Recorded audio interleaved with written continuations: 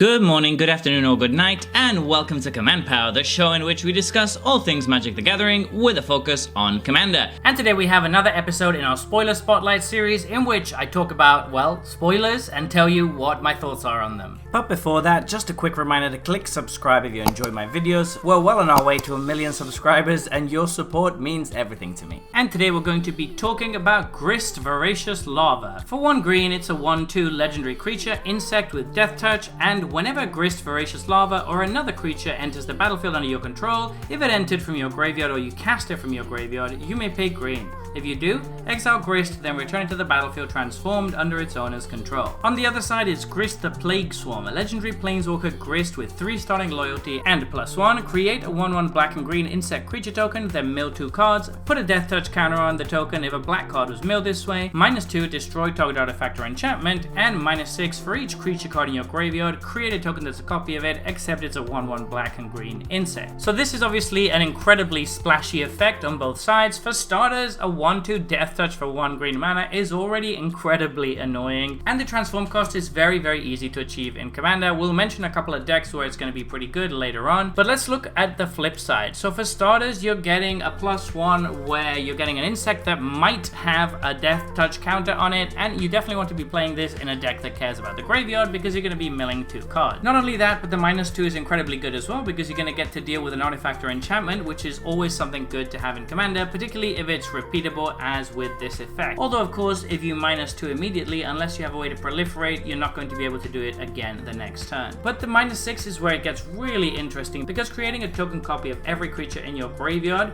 is so powerful because you're going to get all of those enter the battlefield abilities and death triggers. And presumably the deck you're running this in is one that cares about creatures dying and entering the battlefield and graveyard, which is definitely something that Golgari is all about. So this just seems very strong in that kind of situation. Now there's 2 decks in particular that 100% will always want this, and those are Carador, Ghost Chieftain, and Muldrotha. And the reason for that is because it's so very easy to trigger Grist's flip condition with those cards that you can just flip it very easily. But not only that, if it does end up dying, you can just recast it again for your graveyard for just 1 green mana. That means that it's incredibly resilient in those decks. They're going to have an exile spell saved for this, or you're just going to keep recurring it over and over, which means that the planeswalker might actually get to ultimate, at which point the game might as well be over if you're doing that in a Carador deck or in a Muldrotha deck. Those decks want to be filling their graveyards with value creatures that have enter the battlefield and death triggers, so if you actually get to make a token copy of whatever's in your graveyard, then you're just going to have a huge board with a bunch of valuable triggers, and it should be very difficult to lose from there. So those 2 decks, of course, are going to be the ideal homes for this, and I'm pretty much certain that this should always be in the 99 of both of those, but there's a lot of different decks that can trigger that ability fairly repeatedly. Any reanimation deck that's in Golgari colors, and there's quite a few of those, can flip Grist fairly easily. Any deck that has a package of escape creatures should also be able to flip this fairly nicely, and there's just so much incidental reanimation in different decks in black these days that I don't think it's going to be hard to flip this at all, and really the flip side is actually very strong as well. It's important not to underestimate that first ability because being able to potentially get a death touch creature to protect your planeswalker makes your planeswalker that much harder to deal with.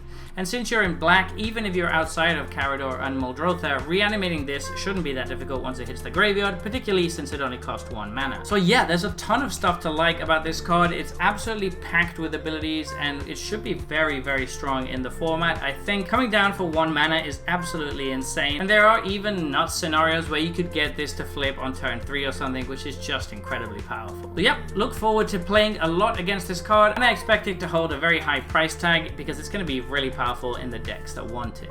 So there you have it. Those have been my thoughts on this new spoiler. What do you think though? Do you disagree with me, or do you think I got it right? Let me know in the comment section below. I always make sure to read all of your comments. And if you enjoyed this video, don't forget to click like or subscribe. It really helps the channel, and until next time, take care.